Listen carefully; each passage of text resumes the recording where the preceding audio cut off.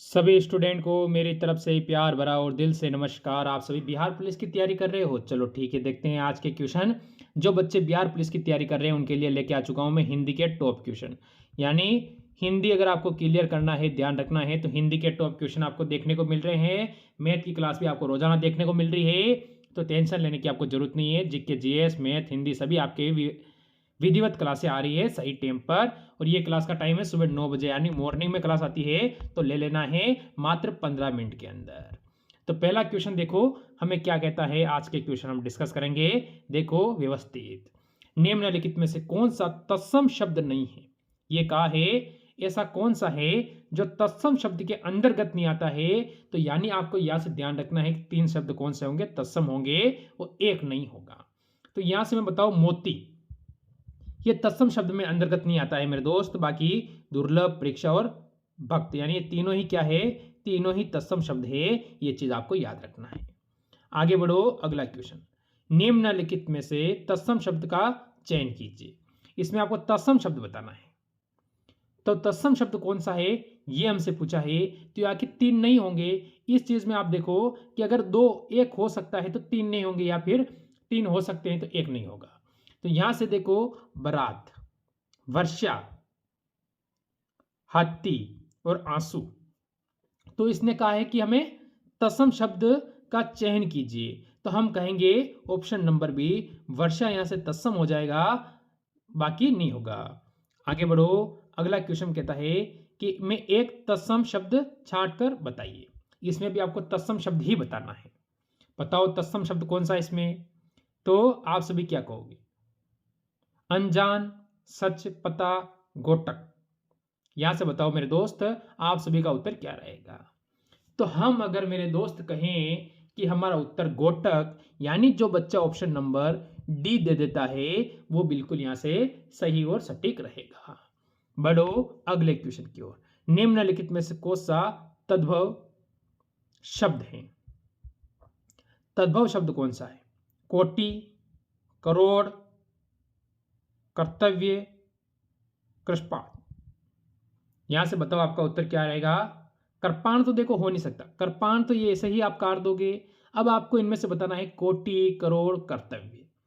यानी कि हमारा जो उत्तर बनेगा वो बन जाएगा मेरे दोस्त करोड़। यानी जो बच्चा बी यहां से उत्तर दे रहा है वो एकदम सही रहेगा।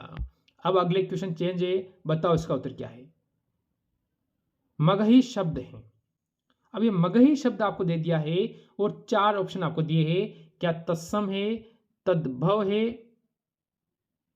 या आप कहोगे देशज है, विदेशज है? बताएंगे अब अपना उत्तर क्या है।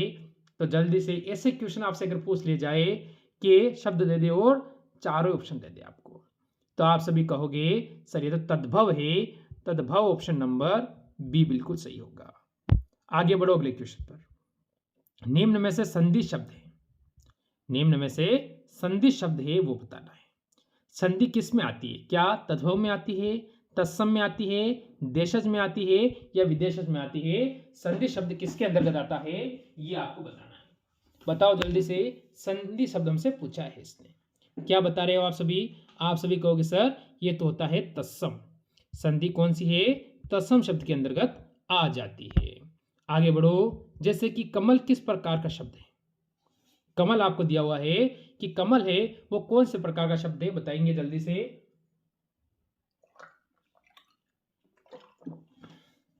रूढ़ है, योग रूढ़ है, यौगिक है, या इनमें से कोई नहीं? बताओ मेरे दोस्त, आप सभी का उत्तर क्या रहेगा यहां से, जल्दी से बताओ बताओ, जल्दी से बताओ आप सभी का उत्तर यहां से क्या रहेगा।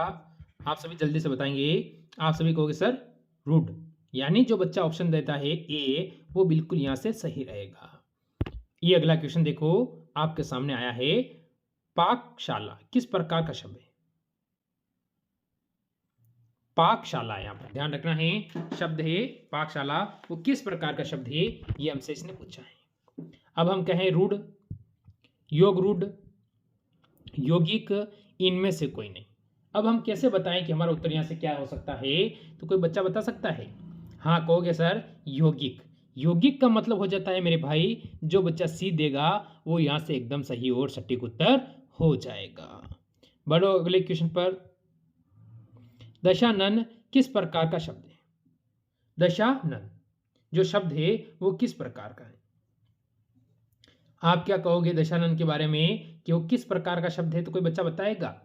दशानन होता है, क्या रूढ़ होता है, योग रूढ़ होता है, यौगिक होता है, या इनमें से कोई नहीं? बताओ जल्दी से, आपका उत्तर क्या रहेगा मेरे दोस्त, मेरे भाई?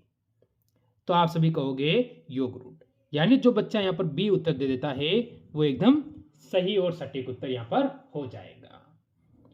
मेरी बात आप सभी समझे हैं? चलो ठीक है। उपसर्ग का प्रयोग होता है। जब हम उपसर्ग का प्रयोग करते हैं तो कैसे होता है ये आपसे पूछ रहा है। उपसर्ग शब्द के आरंभ में होता है। उपसर्ग शब्द इसने पूछा है प्रयोग कहां होगा, कि शब्द के आरंभ में होगा। हो सकता है क्या शब्द के आरंभ में है, शब्द के बाद में होगा, शब्द के मध्य होगा, या इनमें से कोई नहीं। अब हमारा उत्तर क्या रहेगा यहां से? तो उपसर्ग होता है, ये आपको ध्यान रखना है, प्रयोग। उपसर्ग का जो प्रयोग होता है, एक होता है प्रत्यय और एक होता है उपसर्ग। तो उपसर्ग का हमेशा प्रयोग तो होता है शब्द के आरंभ में, यानी शब्द का जो पहला शब्द होता है उसे हम उपसर्ग कहते हैं और अंत वाले को क्या कहते हैं, प्रत्यय कहते हैं। आगे बढ़ो। जैसे गमन शब्द का विपरीतक बनाने के लिए आप किस उपसर्ग का प्रयोग करेंगे? तो हम क्या कहें, हम कहेंगे उसको क्या है, उपसर्ग का प्रयोग करेंगे। तो हम कह सकते हैं अप, प्रति, अनु, आ। तो किसका प्रयोग करेंगे ये हमसे कह रहा है, तो हम कहेंगे हम आ शब्द का प्रयोग करेंगे, ऑप्शन नंबर डी। ये आपको ध्यान रखना है। बढ़ो अगले क्वेश्चन पर। लेखक शब्द के अंत में कौन सा प्रत्यय लगा हुआ है?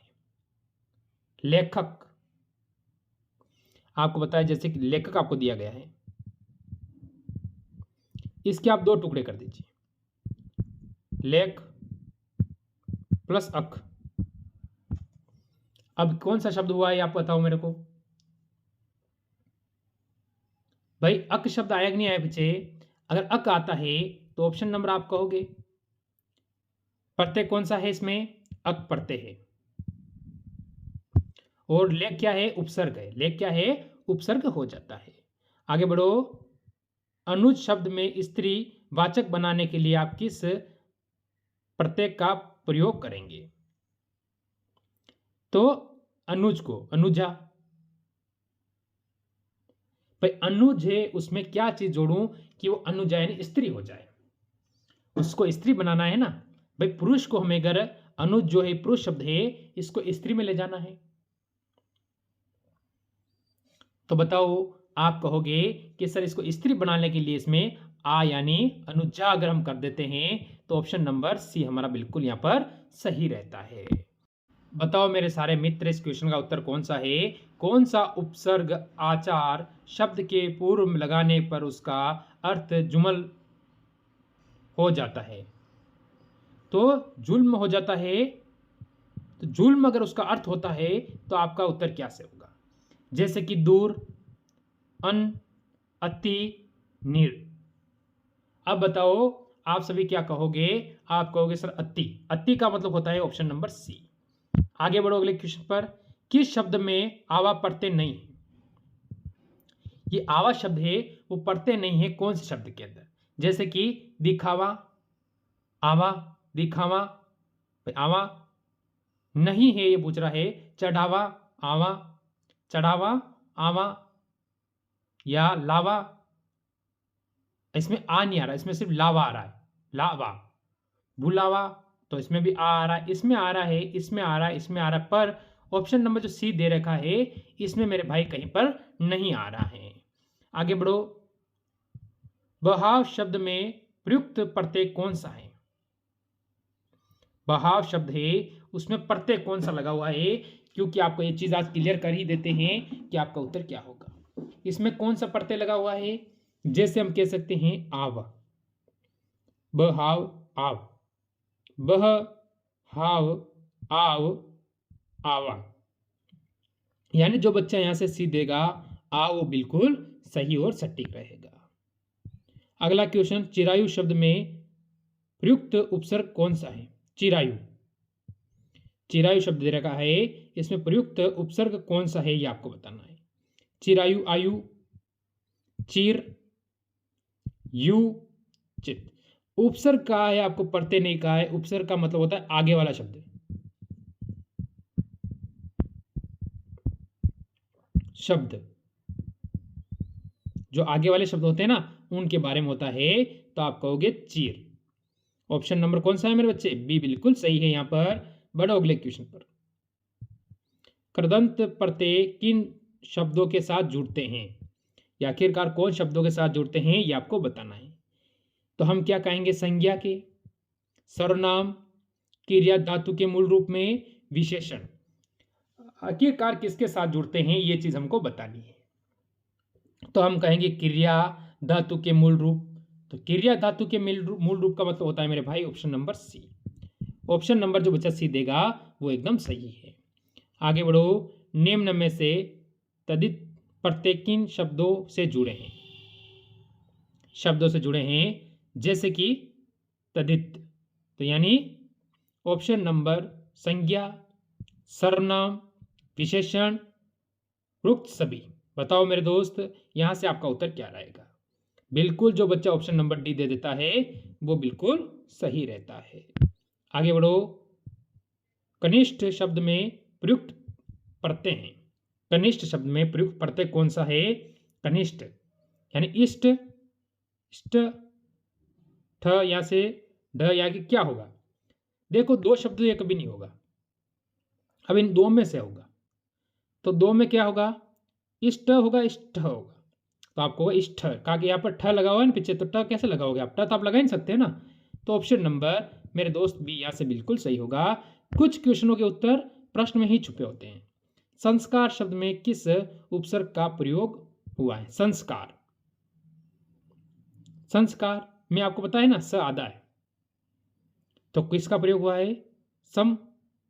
यानी जो बच्चा यहाँ पर ए देता है वो एकदम सही और सटीक रहता है। बढ़ो अगले क्वेश्चन की ओर। पुरोहित में कौन सा उपसर्ग है? पुरोहित, पुरोहित है, उसमें कौन सा उपसर्ग है? उपसर्ग का मतलब मैंने कहा कई बार आगे वाला शब्द। बताओ क्या है आप सभी का उत्तर? आप सभी को पर, यानी कौन सा होगा? पुरो नहीं होगा, पर होगा। Option number B. तो ये थे आज हिंदी के टॉप क्वेश्चन मैंने जो आपको करवाए हैं, चाहे कम करवाएं पर अच्छे करवाएं। अच्छी लगी हो तो लाइक शेयर करना। मिलते हैं कल इसी समय एक और क्लास के साथ। आज की क्लास से लेते हैं अलविदा। सभी को जय हिंद, जय